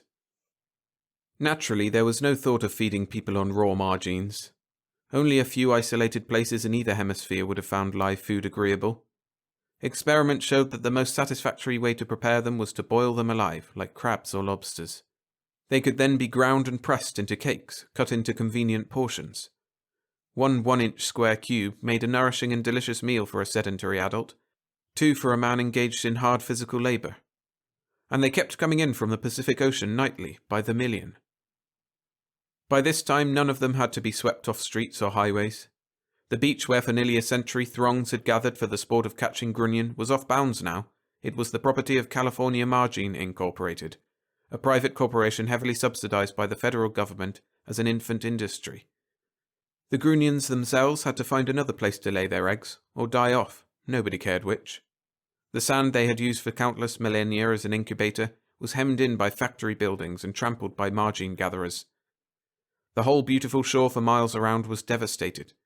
The university had to move its marine biological laboratory elsewhere. La Jolla, once a delightful suburb and tourist attraction, had become a dirty, noisy honky-tonk town where processing and cannery workers lived and spent their off hours. The unique Torrey pines had been chopped down because they interfered with the erection of a freight airport. But half the world's people were living on Margenes. The sole possession of this wonderful foodstuff gave more power to the United States than had priority in the atomic bomb. Only behind the Iron Curtain did the product of California Margene Incorporated fail to penetrate. Pravda run parallel articles on the same day, one claiming that Margenes, Brzditchnoye, had first appeared long ago on a beach of the Caspian Sea, and had for years formed most of the Russian diet. The other warning the deluded nations receiving free supplies as part of American foreign aid that the Margenes had been injected with drugs aimed at making them weak and submissive to the exploitation of the capitalist imperialists. There was a dangerous moment at the beginning when the sudden sharp decline in stocks of all other food products threatened another 1929. But with federal aid, a financial crash was averted, and now a new high level of prosperity had been established. Technological unemployment was brief, and most of the displaced workers were soon retained for jobs in one of the many ramifications of the new Margene industry. Agriculture, of course, underwent a short, deep depression, not only in America but all over the world, but it came to an end as food other than Margenes quickly became a luxury product. Farmers were able to cut their production to a small fraction of the former yield, and to get rich on the dizzying prices offered for bread, apples, or potatoes. And this increased the prosperity of the baking and other related industries as well. In fact, ordinary food costs, which meant Margene costs, were so low that a number of the larger unions voluntarily asked for wage decreases in their next contracts. California Margene Incorporated was able to process, pack, and distribute Margene cakes at an infinitesimal retail price by reason of the magnitude of the output. An era of political good feeling fell upon the Western world, reflected from the well-fed comfort of vast populations whose members never before in their lives had had quite enough to eat. The fear of famine seemed to be over forever, and with it the fear of the diseases and the social unrest that follow famine. Even the USSR and its satellites, in a conciliatory move in the United Nations Assembly, suggested that the long Cold War ought to be amenable to a reasonable solution through a series of amicable discussions. The Western nations, assenting, guessed shrewdly that the Iron Curtain countries wanted in on the Margenes. Marge Hicken and Jean Towanda, who had started it all, left college for copywriting jobs with the agency handling the enormous Margene publicity. They were married a few months later. And the Margenes continued to come in from the sea in countless millions. They were being harvested now from the Pacific itself, near the shoreline, before they reached the beach. Still, no research could discover their original source. Only a few scientists worried about what would happen if the Margenes should disappear as suddenly as they arrived. Attempts at breeding the creatures had failed completely. They did not undergo fission, they did not sporulate, they seemed to have no sex. No methods of reproduction known in the plant or animal kingdom seemed to apply to them. Hundreds of them were kept alive for long periods. They lived with equal ease in either air or water, and they did not take nourishment unless they absorbed it from their environment, but no sign of fertility ever appeared. Neither did they seem to die of natural causes. They just kept coming in. On the night of May the 7th, 1969, not a single Margene was visible in the ocean or on the beach. They never came again. What happened as a result is known to every student of history. The worldwide economic collapse, followed by the fall of the most stable governments, the huge riots that arose from the frantic attempts to get possession of the existing stocks of Margene cakes, or of the rare luxury items of other edibles, the announcement by the USSR that it had known from the beginning the whole thing was a gigantic American hoax in the interests of the imperialistic bloodsuckers, the simultaneous atomic attacks by East and West, the short war of 1970 that ruined most of what bombs had spared of the Earth, the slow struggle back of the remnant of civilization which is all of existence you and I have ever known. All these were a direct outgrowth of that first appearance of the Margenes on the beach near San Diego on an April night in 1960. Marge and Jean Towanda were divorced soon after they had both lost their jobs. She was killed in the hydrogen blast that wiped out San Diego. He fell in the War of 1970. Margene became a dirty word in every language on Earth. What small amount of money and ability can be spared is, as everyone knows, devoted today to a desperate international effort to reach and colonize another habitable planet of the solar system, if such there be. As for the Margenes themselves, out of the untold millions that had come, only a few thousand were lucky enough to survive and find their way back to their overcrowded starting point. In their strange way of communication, as incomprehensible to us as would be their means of nourishment and reproduction, or their constitution itself, they made known to their kin what had happened to them. There is no possibility, in spite of the terrific overpopulation of their original home and of the others to which they are constantly migrating, that they will ever come here again. There has been much speculation, particularly among writers of science fiction, on what would happen if aliens from other planets should invade Earth. Would they arrive as benefactors or as conquerors? Would we welcome them, or would we overcome and capture them and put them in zoos and museums? Would we meet them in friendship or with hostility? The Margenes gave us the answer. Beings from outer space came to Earth in 1960, and we ate them.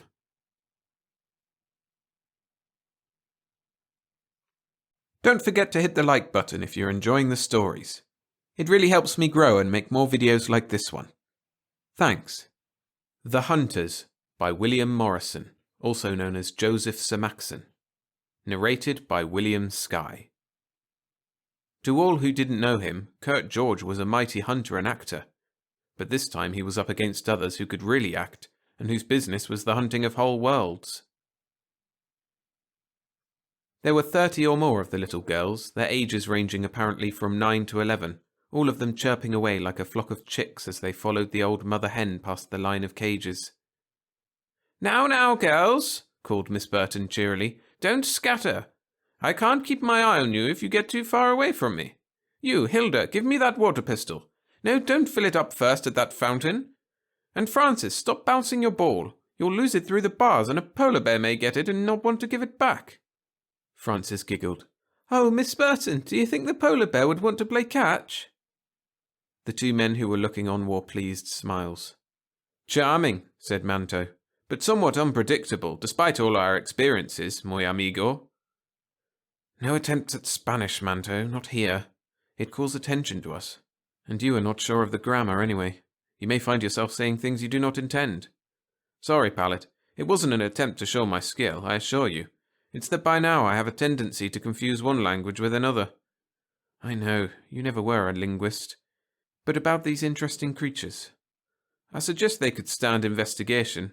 It would be good to know how they think." "Whatever you say, Manto.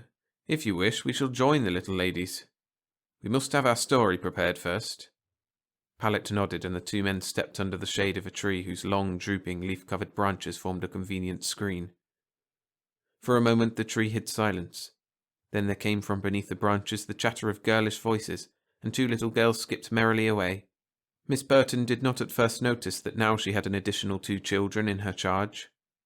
"Do you think you will be able to keep your English straight?" asked one of the new little girls. The other one smiled with amusement and at first did not answer. Then she began to skip around her companion and chant, "I know a secret, I know a secret." There was no better way to make herself inconspicuous. For some time Miss Burton did not notice her. The polar bears, the grizzlies, the penguins, the reptiles, all were left behind. At times the children scattered, but Miss Burton knew how to get them together again, and not one was lost. "Here, children, is where the building where the kangaroos live. Who knows where kangaroos come from?" "Australia," clanged the shrill chorus. "That's right. And what other animals come from Australia?" "I know, Miss Burton," cried Francis, a dark-haired 9-year-old with a pair of glittering eyes that stared like a pair of critics from a small heart-shaped face. "I've been here before. Wallabies and wombats." "Very good, Francis." Francis smirked at the approbation. "I've been to the zoo lots of times," she said to the girl next to her. "My father takes me." "I wish my father would take me too," replied the other little girl with an air of wistfulness. "Why don't you ask him to?" Before the other little girl could answer, Francis paused, cocked her head slightly, and demanded, "Who are you? You aren't in our class." "I'm in Miss Hassell's class." "Miss Hassell? Who is she? Is she in our school?" "I don't know," said the other little girl uncertainly. "I go to PS 77. "Oh, Miss Burton!" screamed Francis. "Here's a girl who isn't in our class. She got lost from her own class." "Really?" Miss Burton seemed rather pleased at the idea that some other teacher had been so careless as to lose one of her charges. "What's your name, child?" "I'm Carolyn." "Carolyn what?" Carolyn Manto. Please, Miss Burton, I had to go to the bathroom, and then when I came out... Yes, I know. A shrill cry came from another section of her class. Oh, Miss Burton, here's another one who's lost. The other little girl was pushed forward. Now, who are you? Miss Burton asked. I'm Doris Pallett. I went with Carolyn to the bathroom. Miss Burton made a sound of annoyance. Imagine losing 2 children and not noticing it right away. The other teacher must be frantic by now, and serve her right for being so careless. All right, you must stay with us until we find a policeman, she interrupted herself. Francis, what are you giggling at now? It's Carolyn. She's making faces just like you. Really, Carolyn, that isn't at all nice. Carolyn's face altered itself in a hurry so as to lose any resemblance to Miss Burton's. I'm sorry, Miss Burton. I didn't really mean to do anything wrong. Well, I'd like to know how you were brought up if you don't know that it's wrong to mimic people to their faces. A big girl like you, too. How old are you, Carolyn? Carolyn shrank, she hoped imperceptibly, by an inch. I'm 2. An outburst of shrill laughter. She's 2 years old! She's 2 years old! I was going to say I'm 12. Almost, anyway. 11 years old, said Miss Burton. Old enough to know better. I'm sorry, Miss Burton. And honest, Miss Burton, I didn't mean anything, but I'm studying to be an actress and I imitate people, like the actors you see on television. Oh, Miss Burton, please don't make her go home with a policeman. If she's going to be an actress, I'll bet she'd love to see Kurt George. Well, after the way she's behaved, I don't know whether I should let her. I really don't. Please, Miss Burton, it was an accident. I won't do it again. All right, if you're good and cause no trouble. But we still have plenty of time before seeing Mr. George. It's only 2 now, and we're not supposed to go to the lecture hall until 4. Miss Burton, called Barbara Wilman, do you think he'd give us his autograph? Now, children, I've warned you about that. You mustn't annoy him. Mr. George is a famous movie actor, and his time is valuable. It's very kind of him to offer to speak to us, especially when so many grown-up people are anxious to hear him, but we mustn't take advantage of his kindness. But he likes children, Miss Burton. My big sister read in a movie magazine where it said he's just crazy about them. I know, but he's not in good health, children. They say he got jungle fever in Africa where he was shooting all those lions and rhinoceroses and elephants for his new picture. That's why you mustn't bother him too much. But he looks so big and strong, Miss Burton. It wouldn't hurt him to sign an autograph. Oh, yes, it would, asserted one little girl. He shakes. When he has an attack of fever, his hand shakes. Yes, Africa is a dangerous continent, and one never knows how the dangers will strike one, said Miss Burton complacently. So we must all remember how bravely Mr. George is fighting his misfortune, and do our best not to tire him out. In the bright light that flooded the afternoon breakfast table, Kurt George's handsome, manly face wore an expression of distress. He groaned dismally and muttered, What a head I've got! What a head! How do you expect me to face that gang of kids without a drink to pick me up? You've had your drink, said Carol. She was slim, attractive, and efficient. At the moment she was being more efficient than attractive, and she could sense his resentment. That's all you get. Now lay off and try to be reasonably sober for a change. But those kids, they'll squeal and giggle. They're about the only audience in the world that won't spot you as a drunk. God knows where I could find anyone else who'd believe that your hand shakes because of fever. I know that you're looking out for my best interests, Carol, but one more drink wouldn't hurt me, she said wearily but firmly. I don't argue with drunks, Kurt. I just go ahead and protect them from themselves. No drinks. Afterwards? I can't watch you the way a mother watches a child. The contemptuous reply set his mind off on a new tack. You could if we were married. I've never believed in marrying weak characters to reform them. But if I prove to you that I could change, prove it first and I'll consider your proposal afterwards. You certainly are a cold-blooded creature, Carol. But I suppose that in your profession you have to be. Cold, suspicious, nasty, and reliable. It's inevitable when I must deal with such warm-hearted, trusting, and unreliable clients. He watched her move about the room, clearing away the dishes from his meagre breakfast. What are you humming, Carol? Was I humming? I thought I recognized it. All of me. Why not take all of me? That's it. Your subconscious gives you away. You really want to marry me. A mistake, she said coolly. My subconscious doesn't know what it's talking about. All I want of you is the usual 10%. Can't you forget for a moment that you're an agent and remember that you're a woman too? No, not unless you forget that you're a drunk and remember that you're a man. Not unless you make me forget that you drank your way through Africa because you weren't there with me, with hardly enough energy to let them dress you in that hunter's outfit and photograph you as if you were shooting lions. You're so unforgiving, Carol. You don't have much use for me, do you? Consciously, that is. Frankly, Kurt, no. I don't have much use for useless people. I'm not entirely useless. I own you that 10%. I'd gladly forgo that to see you sober. But it's your contempt for me that drives me to drink. And when I think of having to face those dear little kiddies with nothing inside me, there should be happiness inside you at the thought of your doing a good deed. Not a drop, George, not a drop. The two little girls drew apart from the others and began to whisper into each other's ears. The whispers were punctuated by giggles which made the entire childish conversation seem quite normal. But Pallet was in no laughing mood. He said, in his own language, "You're getting careless, Manto. You had no business imitating her expression. I'm sorry, Pallet, but it was so suggestive, and I'm a very suggestible person. So am I, but I control myself. Still, if the temptation were great enough, I don't think you'd be able to resist either. The issues are important enough to make me resist. Still, I thought I saw your own face taking on a bit of her expression too. You are imagining things, Manto. Another thing, that mistake in starting to say you were 200 years old.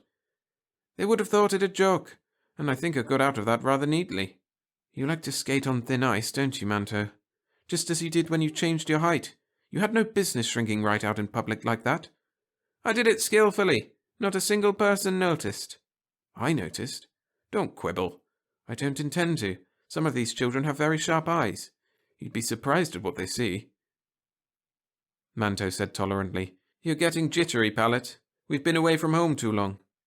"I am not jittery in the least, but I believe in taking due care." "What could possibly happen to us? If we were to announce to the children and the teacher, and to everyone in this zoo for that matter, exactly who and what we were, they wouldn't believe us. And even if they did, they wouldn't be able to act rapidly enough to harm us." "You can never tell about such things. Wise people simply don't take unnecessary chances." "I'll grant that you're my superior in such wisdom." "You needn't be sarcastic, Manto. I know I'm superior. I realize what a godsend this planet is. You don't. It has the right gravity, a suitable atmosphere, the proper chemical composition, everything. Including a population that will be helpless before us. And you would take chances of losing all this? Don't be silly, Pallet. What chances am I taking? The chance of being discovered. Here we stumble on this place quite by accident. No one at home knows about it. No one so much as suspects that it exists. We must get back and report, and you do all sorts of silly things which may reveal what we are, and lead these people to suspect their danger. This time Manto's giggle was no longer mere camouflage, but expressed to a certain degree how he felt. They cannot possibly suspect. We have been all over the world, we have taken many forms and adapted ourselves to many customs, and no one has suspected.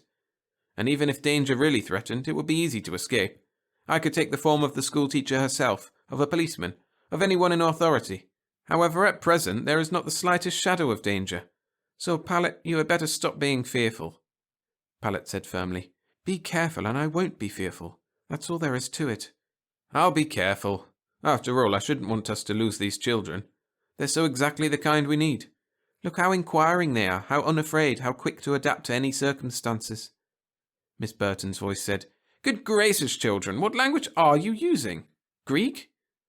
They had been speaking too loud. They had been overheard. Pallet and Manto stared at each other and giggled coyly.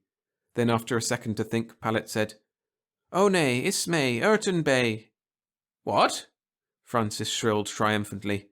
"It isn't Greek, Miss Burton. It's Latin, Pig Latin. She said, 'No, Miss Burton.'" "Good heavens, what is Pig Latin?" "It's a kind of way of talking where you talk kind of backwards. Like you don't say me, you say ime." "You don't say yes, you say esye," added another little girl. "You don't say you say ooye." "You don't say all right, I get the idea. You don't say that'll do," said Miss Burton firmly. "Now, let's get along to the lion house, and please, children, do not make faces at the lions. How would you like to be in a cage and have people make faces at you? Always remember to be considerate to others." "Even lions, Miss Burton?" "Even lions." "But Mr. George shot lots of lions. Was he considerate of them too?" "There is no time for silly questions," said Miss Burton with the same firmness. "Come along." They all trooped after her, Pallet and Manto bringing up the rear. Manto giggled and whispered with amusement. That pig Latin business was quick thinking, Pallet, but in fact quite unnecessary. The things that you do to avoid being suspected. It never hurts to take precautions, and I think now it is time to leave. No, not yet. You are always anxious to learn details before reporting. Why not learn a few more details now? Because they are not necessary. We already have a good understanding of human customs and psychology. But not of the psychology of children. And they, if you remember, are the ones who will have to adapt. We shall be asked about them. It would be nice if we could report that they are fit for all-purpose service on a wide range of planets. Let us stay a while longer. All right, conceded Pallet grudgingly. So they stayed, and out of some twigs and leaves they shaped the necessary coins with which to buy peanuts and popcorn and ice cream and other delicacies favoured by the young. Manto wanted to win easy popularity by treating a few of the other children, but Pallet put his girlish foot down. No use arousing suspicion, even as it was. Gee, your father gives you an awful lot of spending money, said Francis enviously. Is he rich? We get as much as we want, replied Manto carelessly. Gosh, I wish I did. Miss Burton collected her brood. Come together, children. I have something to say to you. Soon it will be time to go in and hear Mr. George. Now, if Mr. George is so kind as to entertain us, don't you think that it's only proper for us to entertain him? We could put on our class play, yelled Barbara. Barbara's a fine one to talk, said Francis. She doesn't even remember her lines.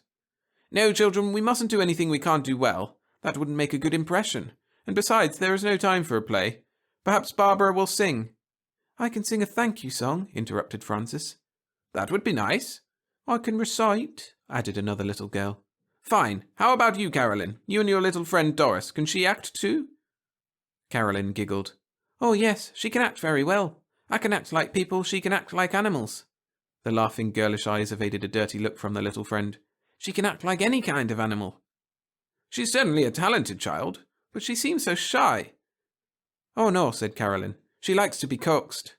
She shouldn't be like that. Perhaps, Carolyn, you and Doris can do something together. And perhaps, too, Mr. George will be pleased to see that your teacher also has talent. You, Miss Burton? Miss Burton coughed modestly. I never told you, but I was once ambitious to be an actress too. I studied dramatics, and really I was quite good at it. I was told that if I persevered, I might actually be famous. Just think, your teacher might actually have been a famous actress. However, in my day there were many coarse people on the stage, and the life of the theatre was not attractive. But perhaps we'd better not speak of that. At any rate, I know the principles of the dramatic art very well. God knows what I'll have to go through, said Kurt, and I don't see how I can take it sober. I don't see how they can take you drunk, replied Carol. Why go through with it all? Why not call the whole thing quits? Because people are depending on you. You always want to call quits whenever you run into something you don't like. You may as well call quits to your contract if that's the way you feel. And to your 10%, darling. You think I'd mind that? I work for my 10%, Kurt, sweetheart. I work too damn hard for that 10%. You can marry me and take it easy. Honest, Carol, if you treated me better, if you showed me I meant something to you, I'd give up drinking. She made a face. Don't talk nonsense. Take your outfit and let's get ready to go. Unless you want to change here and walk around dressed as a lion hunter. Why not? I've walked around dressed as worse. A drunk. Drunks don't attract attention. They're too ordinary. But a drunken lion hunter, that's something special. He went into the next room and began to change. Carol, he called, do you like me? At times. Would you say that you liked me very much? When you're sober, rarely. Love me? Once in a blue moon. What would I have to do for you to want to marry me? Amount to something. I like that. Don't you think I amount to something now? Women swoon at the sight of my face on the screen and come to life again at the sound of my voice. The women who swoon at you will swoon at anybody. Besides, I don't consider that making nitwits swoon is a useful occupation for a real man. How can I be useful, Carol? No one ever taught me how. Some people manage without being taught. I suppose I could think how if I had a drink inside me. Then you have to do without thinking. He came into the room again, powerful, manly, determined looking. There was an expression in his eye which indicated courage without end, a courage that would enable him to brave the wrath of man, beast, or devil. How do I look? Your noble self, of course. A poor woman's edition of Rudolph Valentino. I feel terrified. I don't know how I'm going to face those kids. If they were boys, it wouldn't be so bad, but a bunch of little girls? They'll grow up to be your fans if you're still alive 5 years from now.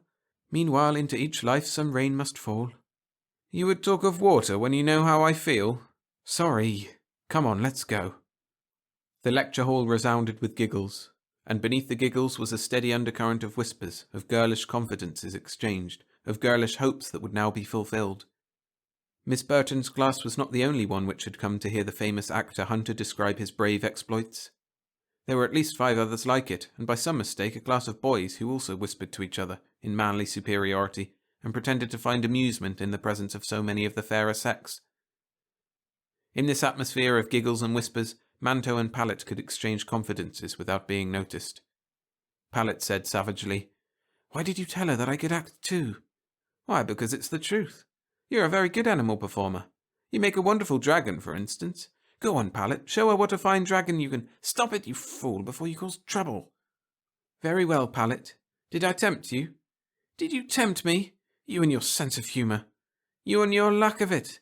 But let's not argue now, Pallet. Here, I think, comes the lion hunter. Let's scream and be as properly excited as everyone else is." My God, he thought, how can they keep their voices so high so long? My eardrums hurt already. How do they stand a lifetime of it, even an hour? "Go ahead," whispered Carol. "You've seen the script. Go into your act. Tell them what a hero you are. You have the odds in your favour to start with." "My lovely looks," he said with some bitterness. "Lovely is the word for you, but forget that. If you're good, you'll get a drink afterwards." "Will it be one of the occasions when you love me?" "If the moon turns blue." He strode to the front of the platform, an elephant gun swinging easily at his side, an easy grin radiating from his confident, rugged face. The cheers rose to a shrill fortissimo, but the grin did not vanish. What a great actor he really was, he told himself, to be able to pretend he liked this. An assistant curator of some collection in the zoo, a flustered old woman, was introducing him. There were a few laudatory references to his great talents as an actor, and he managed to look properly modest as he listened. The remarks about his knowledge of wild and ferocious beasts were a little harder to take, but he took them. Then the old woman stepped back and he was facing his fate alone. "Children," he began. A pause, a bashful grin. "Perhaps I should rather say, my friends. I'm not one to think of you as children. Some people think of me as a child myself because I like to hunt and have adventures. They think that such things are childish, but if they are, I'm glad to be a child. I'm glad to be one of you. Yes, I think I will call you my friends. Perhaps you regard me, my friends, as a very lucky person, but when I recall some of the narrow escapes I have had, I don't agree with you. I remember once when we were on the trail of a rogue elephant." He told the story of the rogue elephant modestly granting a co-hero's role to his guide. Then another story illustrating the strange way of lions. The elephant gun figured in still another tale, this time of a vicious rhinoceros. His audience was quiet now, breathless with interest, and he welcomed the respite from shrillness he had won for his ears. "And now, my friends, it is time to say farewell." He actually looked sad and regretful. "But it is my hope that I shall be able to see you again." Screams of exultation, shrill as ever, small hands beating enthusiastically to indicate joy. Thank God that's over with, he thought. Now for those drinks, and he didn't mean drink singular. Talking of being useful, he'd certainly been useful now. He'd made those kids happy. What more can any reasonable person want? But it wasn't over with. Another old lady had stepped up on the platform. "Mr. George," she said in a strangely affected voice, like that of the first dramatic teacher he had ever had, the one who had almost ruined his acting career. "Mr. George, I can't tell you how happy you have made us all, young and old. Hasn't Mr. George made us happy, children?" "Yes, Miss Burton," came the shrill scream.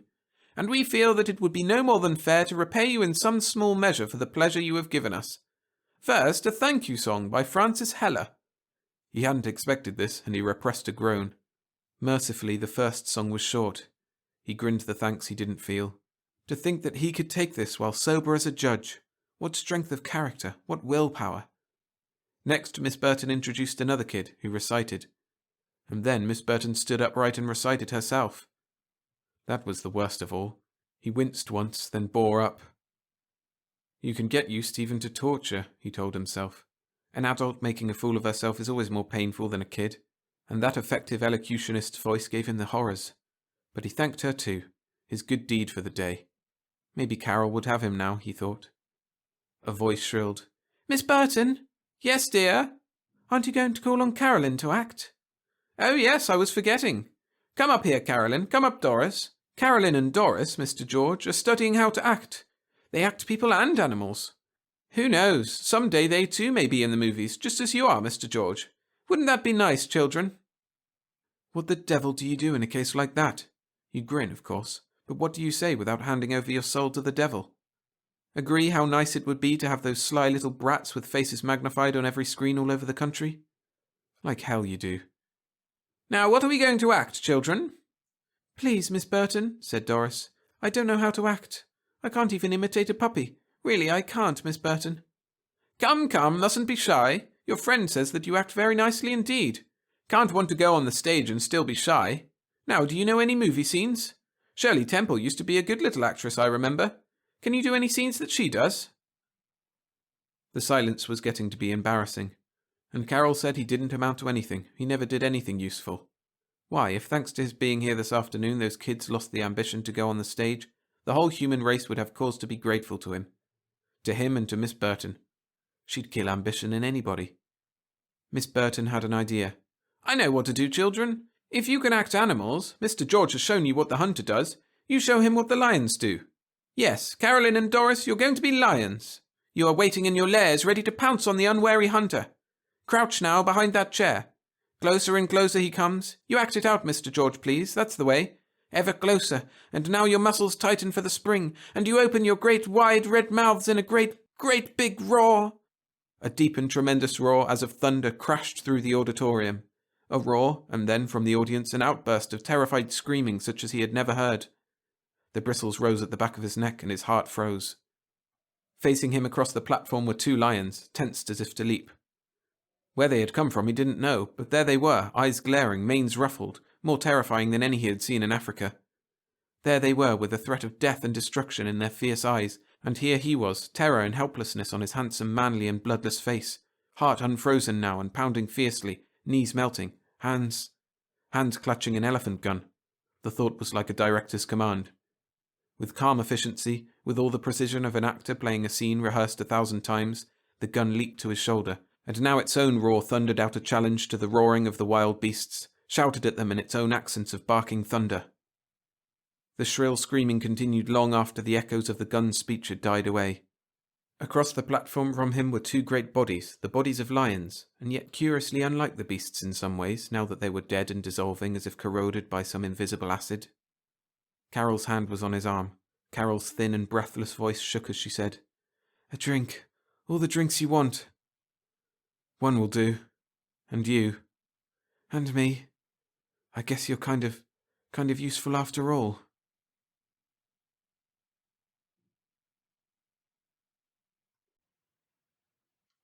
Thanks for watching and listening to this video. If you want more science fiction short stories like these, make sure to subscribe to the channel as I'm creating new ones regularly. And you can go and watch another compilation or check out my classic sci-fi playlist. Both are on screen for you to click on now.